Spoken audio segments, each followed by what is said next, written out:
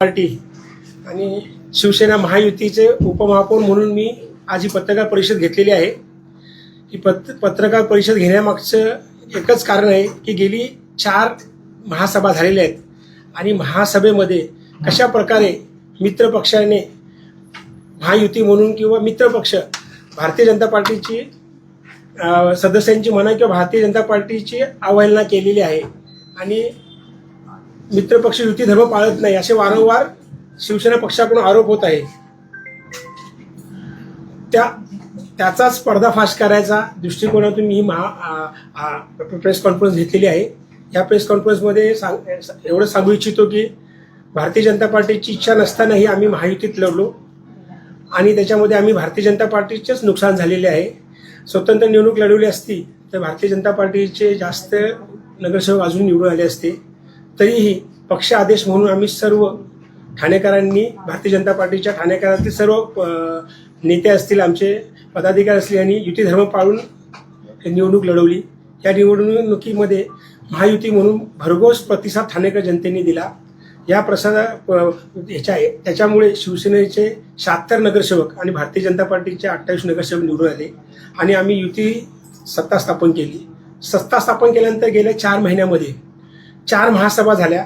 त्या महासभेमध्ये आमच्या सदस्यांना त्यांचे प्रश्न उत्तरे असतील किंवा त्यांचे लक्षवेधी असतील त्या घेतल्या गेल्या नाही आणि गोंधळ घालून 2 ते 5 मिनिटांमध्ये सर्व विषय मंजूर अशी जी भूमिका गेली 4 महासभेत चालले हे चुकीचं कुठेतरी आहे आणि पारदर्शकता हा आमचा भारतीय जनता पार्टीचा अजेंडा आहे.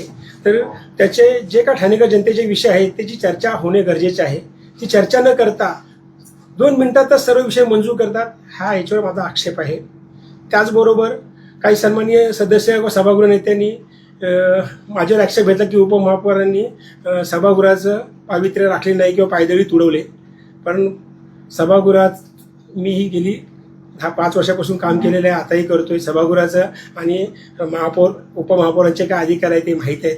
त्या अधिकाराचं मी पालन करत होतो. त्या दिवशी जेव्हा आताची महासभा झाली 15 तारखेला त्या दिवशी 301 हा विषय होता. तो जो फेब्रुवारीमध्ये आलेला होता विषय, तर त्याला फेब्रुवारीच्या विषयामध्ये आम्ही सर्व भारतीय जनता पार्टीच्या सदस्यांनी विरोध केला होता त्या विषयाला आणि त्या विषयाचं मंजुरी आला होता. तो विषयाची इतिवृत्त मंजुरीला तो विषय होता, त्याला आम्हाला विरोध करायचा होता आणि तो विरोध करायचा असतेवेळी हे आम्ही सन्माननीय महापौरांना आणि सचिवांनाही आम्ही ते सांगितलं आणि मी खाली उतरलो डायसवरून.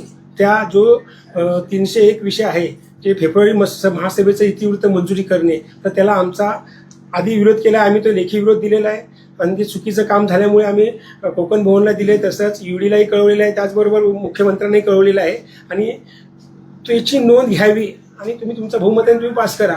पण आम्ही आमचा विरोध असेल हे ऑलरेडी गट मिटिंगमध्ये पण सांगितलं होतं आणि त्याच्यानंतर जेव्हा प्रत्यक्ष महासभा चालवल्याने विषयामध्ये हात घातला तर तेव्हा त्या विषयाला विरोध करण्याकरता मी खाली उतरलो. तेवढ्याच सभागृह नेत्यांनी सर्व विषय मंजूर 308 वगळता सर्व विषय मंजूर अशी घोषणा करून टाकली. हे कुठेतरी चुकीचं आहे, कारण ठाणेकर जनतेचे विषय आहेत, महत्त्वाचे विषय आहेत, त्याच्यावर चर्चा झाली पाहिजे. चर्चा न करता विषय मंजूर करतात. त्याला मग भारतीय जनता पार्टीने आक्षेप घेतला आणि विरोध केला.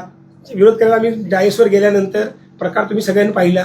लगेच जनगण मन काही सदस्यांनी चालू केलं, राष्ट्रगीताचा अवमान केला. त्याचा आम्ही निषेध नोंदवला आणि संबंधित पोलिटिशियनला आम्ही कळवलंय या बाबतीत दखल घ्यावी म्हणून आणि महापौरांना आणि आयुक्तांना कळवलेलं आहे. तसेच कोकण भवनला आणि मुख्यमंत्री उपमुख्यमंत्री दोघांनाही कळवलेलं आहे. आता सभागृहामध्ये आम्ही युती धर्म पाळत नाही त्याची काही उदाहरण देतो. आताची जी महासभा झाली आता 15 नोव्हेंबर आपल्या 15 मेमध्ये 15 मेच्या महासभेमध्ये 432 कोटीचे विषय मंजूर केले मोजून 2 मिनिटांमध्ये. त्याच्यामध्ये 2 विषय तुम्हाला एक उदाहरण देतो. खंडू रानगेकर स्टेडियम असेल, खंडू रानगेकर बॅडमिंटन कोर्ट जे आहे आपलं, आज ते कोर्टचा एक विषय आहे महत्त्वाचा, तो निगडीत आहे. आज बॅडमिंटनमध्ये ठीक आहे, बॅडमिंटन असोसिएशनमध्ये चांगले खेळाडू तयार होत आहेत, भविष्यात ठाणेकरांचं नावही होतंय आणि आज जे नूतनीकरण करण्यासाठी 55 कोटीचा निधीचं सभागृहासमोर तो विषय आणला. 55 कोटीची मान्यता मिळण्यासाठी 72 नुसार आणि तोच विषय परत 394 म्हणून विषय आहे, तिथे पण पुन्हा तोच आणलाय 35 नुसार. आता एकच विषय 2-2 ठिकाणी जर त्यांनी आणत असतील एकच विषय 2-2 ठिकाणी असेल. एक 319 आणि हे 394.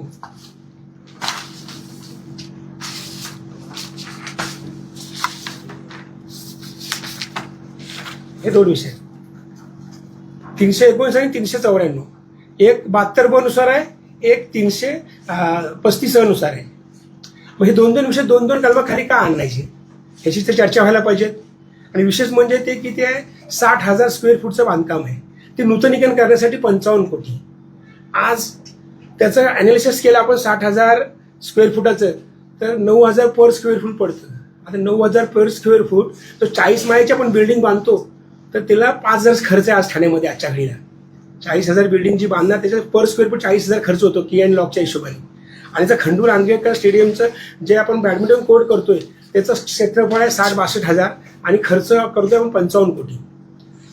मग ते नूतनीकरण करतोय. मग नूतनीकरण केल्यानंतर येणाऱ्या 5-10 वर्षात ते पुन्हा खराब होणार आणि नव्याने पुन्हा टेंडर येणार. आता हे पक्ष हे तर पैशाचा उपयोगच आहे का, कारण जर ते जर नवीन बांधलं तर कमीत कमी ती इमारत 40 वर्ष टिकल. आणि जर ते तोडून नव्याने केलं तर काय होईल, पायाभूत सुविधा आणि चांगल्या आधुनिक पद्धतीचं स्टेडियम बांधता येईल. हे माझं वैयक्तिक मत मानतोय मी. आणि त्याच्यातून काय निर्माण होईल, त्याच्यातून एक निवड जी वास्तू तयार होईल ती कमीत कमी 40 वर्ष टिकल. मग तुम्ही हा विषय चर्चेला का नाही आणला? चर्चेला का आणला असता ठाणेकरांनी ज्यांना निवडून दिलं ते सर्व सन्मानित सदस्य याच्यावर चर्चा केली असती. हा एक विषय. त्याचबरोबर तो विषय 2 ठिकाणी आणलाय परत. म्हणजे 35 ब नुसार 335 नुसार 394 विषय घेतलेला आहे आणि 72 ब नुसार 319. मग एकच विषय 2-2 ठिकाणी का आला? का 2-2 बिलं काढणार आहेत, का 2-2 प्रस्ताव आहेत? ह्याचा खुलासा कुठे ते सभागृहात व्हायला पाहिजेत ना. हे होत नाही. हे चुकी कोणाची आहे? ह्याचा खुलासा आम्ही महापौरांकडे किंवा आयुक्तांकडे मागितला असता आम्ही महासभेमध्ये, पण ह्यांनी काय केलेलं आहे, जेव्हा बोलूच दिले नाही, मंजूर करून टाकले. त्याचबरोबर दुसरा विषय असा आहे की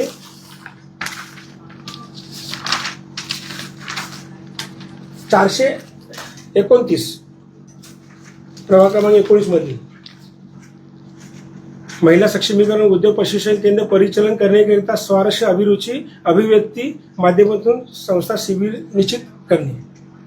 म्हणजे ठीक आहे, महिलांकरता ते सभागृह जागा जी द्यायची आहे तर त्याच्यावरती जर घोषवारा वाचल्यानंतर तुम्हाला कळेल की तिथे 8 माणसं आपल्याला नेमणूक केलेली आहे कामाची. त्यांच्या 8 माणसांचा पगार जवळजवळ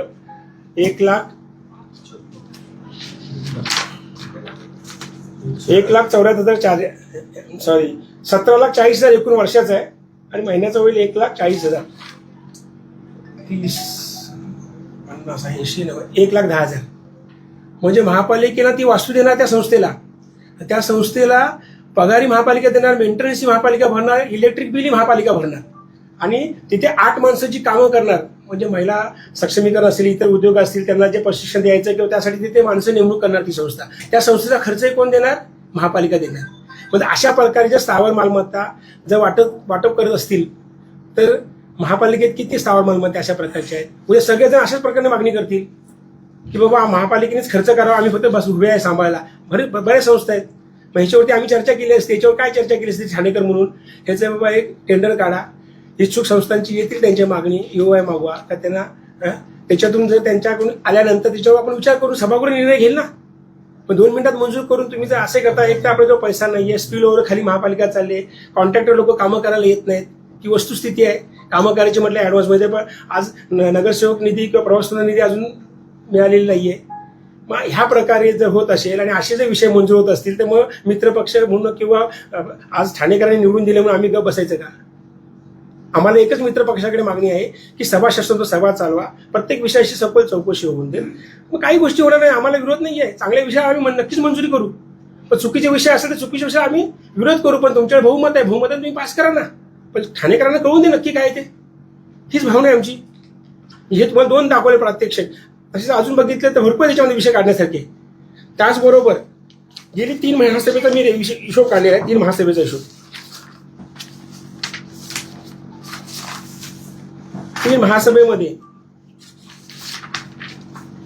भारतीय जनता पार्टी नगरसेवकांचे मेची महासभेचे विषय मी घेतले अजून ते तर 432 कोटीचे आहेत, त्याचे मी अजून वर्गवारी काढलेली नाही. मी विरोधी पक्षनेत्यांचं काढले, भारतीय जनता पार्टी आणि शिवसेना. भारतीय जनता पार्टीला 3,05,00,000चा निधी मिळालेला आहे 28 नगरसेवकांना त्यांच्या प्रभागात. 3,05,00,000चीच कामांची मंजुरी दिलेली आहे. ह्या तीन महासभेमध्ये, ह्या महासभेचे विषय वेगळे आहे. त्यानंतर राष्ट्रवादी काँग्रेसकडे विरोधी पक्ष 4,50,00,000. 3 महासभेमध्ये त्यांना कामं, त्यांच्या नगरसेवकांची कामं झाली आहेत. ते असतील ते जवळजवळ नगरसेवक किती आहेत, 11, 19 आणि ते 4 MIM पकडले, म्हणजे 23 लोक आहेत. 23 लोकांना 4,45,00,000, 28 लोकांना 3,05,00,000 आणि मित्रपक्ष शिवसेना एकूण 154,30,00,000. मग हे युती धर्म आहे का? म्हणजे काही सन्मानित सदस्य युती धर्म पाळत नाहीत, बीजेपीवर आरोप करतात. नाही, आम्हाला आमच्या पक्षश्रेष्ठींनी ज्या टायमाला युती म्हणून लढा म्हटल्यानंतर आम्ही युती धर्म पाळतो. फक्त युती धर्म एका बाजूने होत नाही, दोन्ही बाजून टाळ्या दोन्ही बाजूने वाजतात, एका बाजूने हे होत नाही. तर दोघांनीही ते विचार केला पाहिजे. मग सन्माननीय मुख्यमंत्री असतील, उपमुख्यमंत्री साहेब असतील, त्यांनी याच्यावर विचार करावा. आणि आज शिवसेना पक्षाचे मुख्य नेते एकनाथजी शिंदे साहेब यांनी पण विचार करावा, हे काय चालू आहे. फक्त काय काही लोक कानात जाऊन सांगणार, बोलणार आणि बोटं दाखवत असतील किंवा हा माणूस वाईट आहे, ह्याच्यामुळे होतं त्याच्यामुळे होतं. हे जे चुकीच चाललंय, आम्हाला त्याच्याशी नाहीये. आम्हाला ठाणेकर लोकांचं काम करायचंय आणि तो विषय ठाणेकर लोकांनी जे काय चालू आहे तिचं कळावं. त्यांनी आम्हाला निवडून दिलेलं आहे. आज गटर पायवाटांना आम्हाला मूलभूत सुविधांना निधी नाहीये. परिस्थिती खाली ग्राउंड लेवलला वेगळी आहे आणि प्रॅक्टिकल हे असं काम चालतं. मग ह्याला हे विषय आम्ही महासभेत बोलायचे नाहीत का? हे तुम्ही पत्रकार लोकांनी यांची नोंद घ्यावी.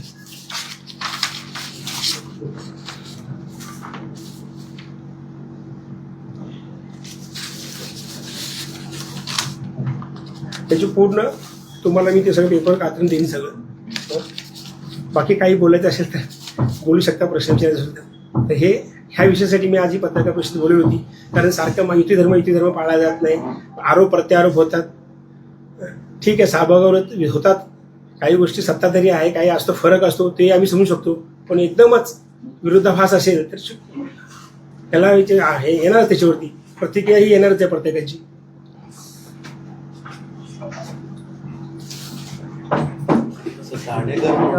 ठाणेकर नागरिकांचा असा प्रश्न आहे की युती म्हणून तुम्ही लढला, युती म्हणून तुम्ही सत्ता स्थापन केली, पण तुम्ही सत्ताधारी म्हणून ते भूमिका बजावतात, विरोधी पक्ष म्हणून तुम्ही भूमिका बजावता. आणि हा काल काँग्रेसने पण आरोप केला की तुम्ही ती सगळी मिलीभगत आहे आणि प्रस्ताव मंजूर करण्यासाठीचे सगळं चालतं. उभाटाने आरोप केला की टक्केवारीचं राजकारण आहे. तर काय तुम्ही सांगाल, कारण तुम्ही सत्तेत आहात आणि सगळं परत हे असं घडत. ठीक आहे, ठाणेकरांकडे आम्ही युती म्हणून आम्ही महायुती म्हणून आम्ही इलेक्शन लढवलं, ठाणेकरांनी प्रतिसाद दिला, भरघोस मताने आम्ही निवडून आलो, हे वस्तुस्थिती आहे. आणि त्या गोष्टीला किंवा त्या ठाणेकरांना न्याय देण्याची भूमिका ही भारतीय जनता पार्टी करत आहे. आज काँग्रेसने जे आंदोलन केलं, आज काँग्रेस अस्तित्व काय आहे हे ठाणेकरांनी दाखवून दिले त्यांना. आज त्यांचे किती नगरसेवक आहेत सभागृहात, एकेकाळी काय होतं. तर ते काँग्रेसने ह्या गोष्टीवर बोलू नये. यांनी काय केलं मागे, आधी जेव्हा ते होते सभागृहात, काँग्रेसने काय केलं त्याचा इतिहास काढला तर फार वेगळा आहे. त्याचबरोबर शिवसेना उभाटा, त्यांची पण काय लेवल आहे ती पण ठाणेकरांनी दाखवून दिली. आज त्यांचा एक सन्मानित सदस्य निवडून आलेला आहे. आणि त्याचबरोबर टक्केवारीची जी भाषा करतायत, ज्यांनी भाषा केली त्यांनी इलेक्शनला उभे राहावं, एक नगरसेवक म्हणून पहिले निवडून यावं त्यांनी, आणि नंतर त्यांनी आमच्याशी बोलावं. जसं ते म्हणतात की भाजप सदस्यांना निलंबित करा, असं त्यांचं म्हणणं आहे. कोणाचं आहे? सेनेचे मनोज शिंदे, सन्माननीय मनोज शिंदेनी जी मागणी केली असेल तर त्याचा विचार करावा. महापौर आहेत, सभागृह, त्यांनी विचार करावा. आम्ही काय चुकीचं वागलेलो नाहीये, हे सगळं आहे. त्यासाठी तर आमच्या सन्मानित सदस्यांनी पहिल्या दिवसापासून मागणी केलेली आहे की CCTV फुटेज किंवा लाईव्ह प्रक्षेपण करावं. जे काय आहे फॅक्ट वस्तुस्थिती लोकांसमोर येत, आणि आम्ही तिथे कुठला अवमान होईल याचं काम केलंच नाहीये. आम्ही न्याय मागायला गेलो. 301 प्रश्न जेव्हा त्यांनी विषय घ्यायला गेले तर 301 विषयावरती आमचा फेब्रुवारीच्या महासभेचा इतिवृत्त मंजुरीचा विषय होता. त्याला आम्हाला विरोध करणं आमचं कर्तव्य आहे, कारण आम्ही सगळ्या डिपार्टमेंटला त्याच्याबद्दल विरोध नोंदवलाय. तर ते तिथे सभागृहात नोंदवणं आमचं काम होतं. ते नोंदवायला गेल्यानंतर यांनी विषय मंजूर केलेले आहेत. मग ते जर त्यांनी घाईमध्ये सगळे विषय मंजूर केल्यानंतर आम्ही जा विचारलं, म्हणजे हा जर गुन्हा असेल तर त्यांनी करावं निलंबित.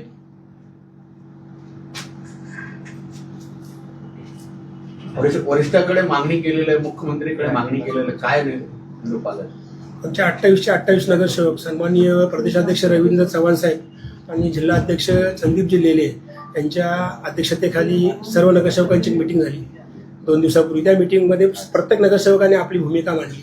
आज आमच्या कशा पद्धतीने काम होत नाही किंवा आम्हाला बोलू दिलं जात नाही किंवा आमचे विषय घेतले नाहीत, लोकांमुख कामाचे आमचे जे प्रस्ताव पडलेले आहेत पंडित, ते प्रस्ताव त्यांनी घ्यावे ही आमची मागणी होती, पण ते आम्हाला डावललं जाते.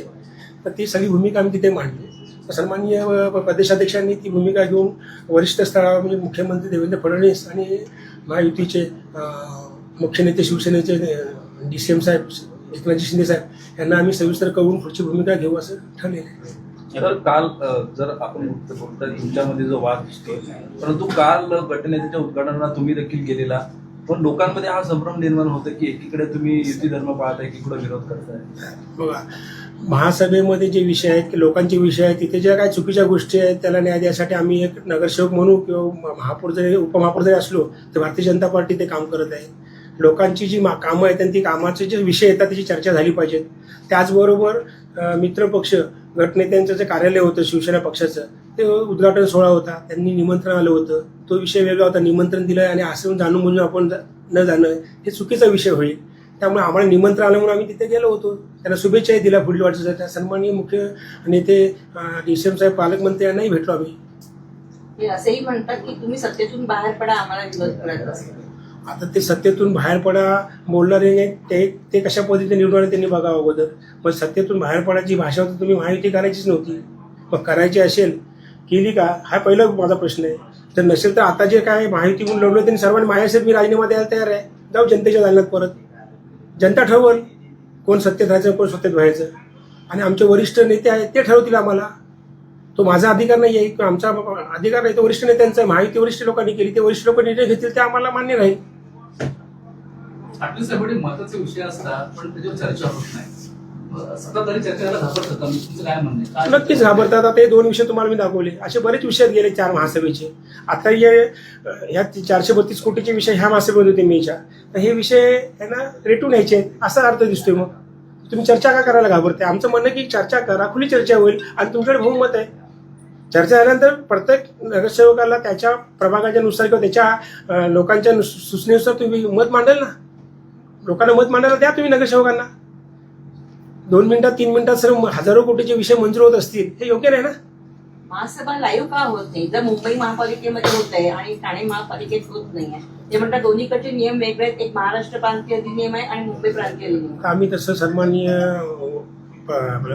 महापौर मॅडम यांनाही आम्ही कळवलेलं आहे, आयुक्तांनाही कळवलेलं आहे की आमच्या सन्मानित सदस्यांनी बरेच सदस्यांनी हा विषय पत्रिकेवर विषय घेतलेला आहे आणि तशी मागणीही केलेली आहे की महापालिका लाईव्ह करावी, जेणेकरून ठाणेकर जनतेला जे काही गोष्टी आहेत ते कळेल. आमच्या गटनेत्यांनी पण काल नोट काढले, त्याच्यामुळे त्यांनी मागणी केलेली आहे. तुम्ही त्याचा हे घ्या, लाईव्ह प्रक्षेपण केल्यानंतर आमचा नगरसेवक काय करतोय किंवा काय बोलतोय ते लोकांना पण कळून दे ना.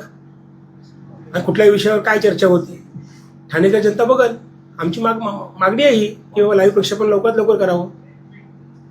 सर, काल झालेल्या उद्घाटन प्रसंगानंतर तुम्ही स्वतः तुमचे जिल्हा अध्यक्ष संदीप लेले असतील किंवा महाराष्ट्र राज्याचे उपमुख्यमंत्री एकनाथ शिंदे असतील, एका दालनामधून चर्चा झाली. नेमकी ह्या संपूर्ण विषयावर काही चर्चा झाली आहे का किंवा शिंदे साहेबांच्या काळावर तुम्ही भारतीय जनता पार्टीने एक गोष्ट टाकली का की तुमच्यावर कशा प्रकारे आहे? आम्ही आमच्या वरिष्ठ नेत्यांना कळवलं आणि सन्माननीय गटनेते शिवसेनेचे त्यांनाही आम्ही कळवलं.